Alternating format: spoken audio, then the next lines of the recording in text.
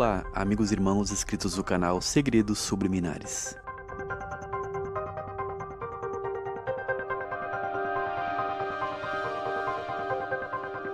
Muitas pessoas se perguntam sobre o peso das decisões políticas e os rumos da economia mundial para o avanço da estrada que culminará na manifestação da besta de Apocalipse. Sim, com certeza, todas as decisões, tanto no Brasil quanto no mundo, contribuem para a formação dessa estrada do futuro. Muita gente já especulou se Emmanuel Macron seria o anticristo. Na minha opinião, não. Porém, as escrituras declaram que existem muitos anticristos, que trabalham para a agenda do anticristo oficial que se manifestará. Me pediram para analisar algumas simbologias no congresso que aconteceu na França, onde Emmanuel Macron fez alguns gestos Illuminati, e há também muitas simbologias no local que apontam para as simbologias dos Illuminati e dos Freemason.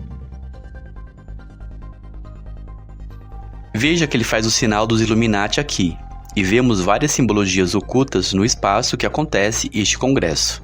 Claro, isso não é casualidade, porque a maçonaria está em toda parte. Ela que dita os rumos mundiais. Embora hoje vivamos uma polarização, onde até mesmo cristãos cegamente têm brigado por causa de lados e posições políticas, sabemos que ambos os braços, esquerdo ou direito, trabalham para o mesmo propósito. Não existe isso de lado do bem ou lado do mal nessa briga polarizada e política. E nem é possível impedir o avanço da nova ordem mundial, porque as escrituras precisam se cumprir. O que trazemos aqui são os estudos apenas a fim de conscientizar as pessoas que as escrituras estão se cumprindo, e os sinais estão sendo notórios. Um livro muito bom que tira o véu da ilusão acerca da falsa dicotomia esquerda e direita, e do plano da agenda global é o livro chamado Scarlet and the Beast, Scarlet e a Besta, onde o autor faz uma abordagem profunda sobre a maçonaria vermelha e azul, assim como do plano usando os dois braços do sistema político mundial, vermelho e azul. Se você ler este livro, você acaba com toda a briga tola sobre a dualidade política, dividir para conquistar. Eles criam o caos para depois criar a ordem. É um livro que é uma aula sobre geopolítica, e ele é dividido em alguns volumes. Um livro que traz muitas respostas a várias perguntas. O livro fala das guerras em vários países e que são produzidas pelas duas maçonarias, francesa e inglesa, uma azul e outra vermelha. Essas duas maçonarias são responsáveis por criar a Matrix que vivemos.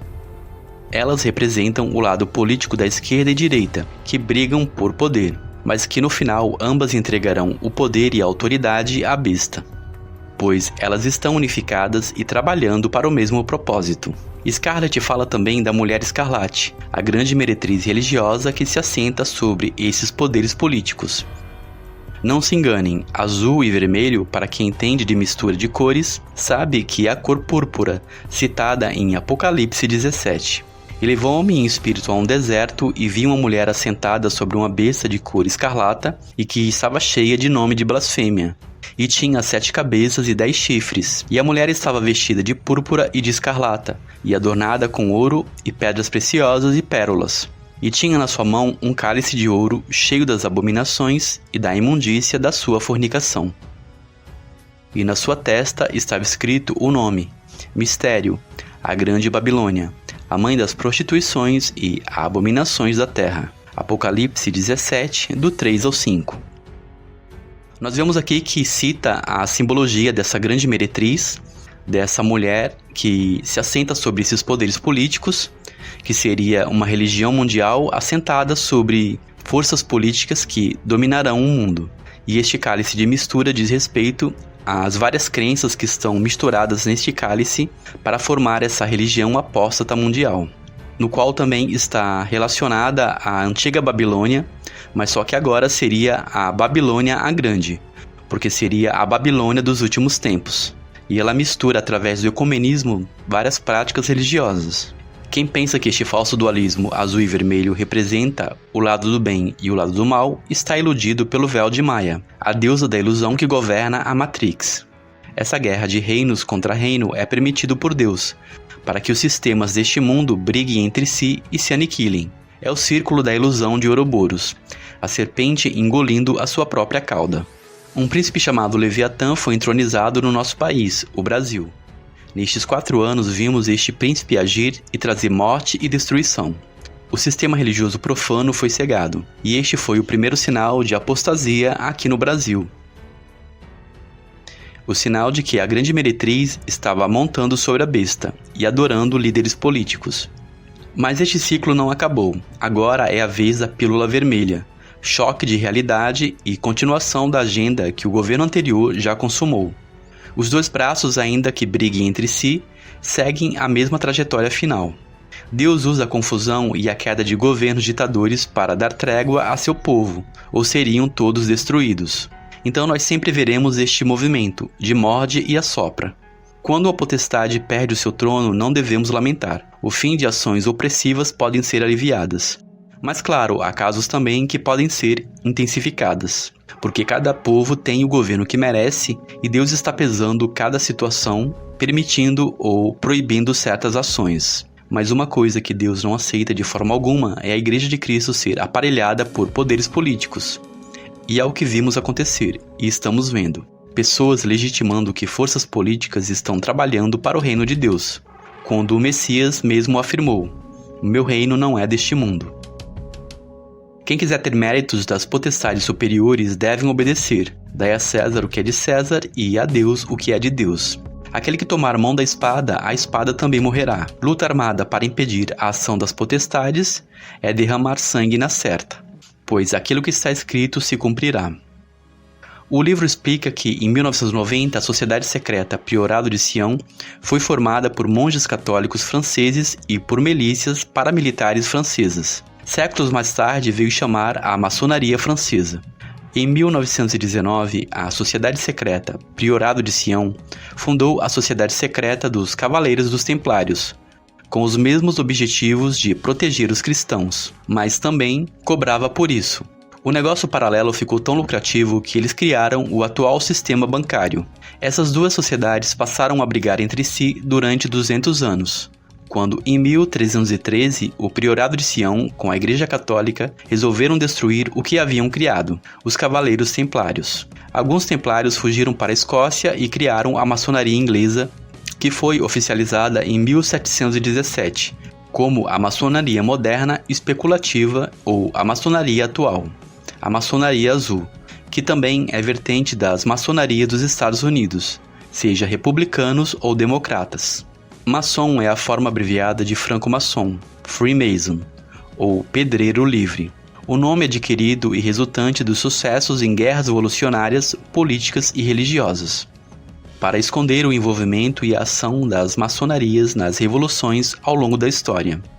Claro que a maçonaria não se declara religiosa, no entanto ela tem sim um fundamento politeísta, exclusivamente babilônico e egípcio. Ela também é sustentada pela tradição israelita, com base na alegoria do Templo de Salomão, que no final da sua vida serviu Moloque e Astarote, e deixou um legado para a Cabala oculta.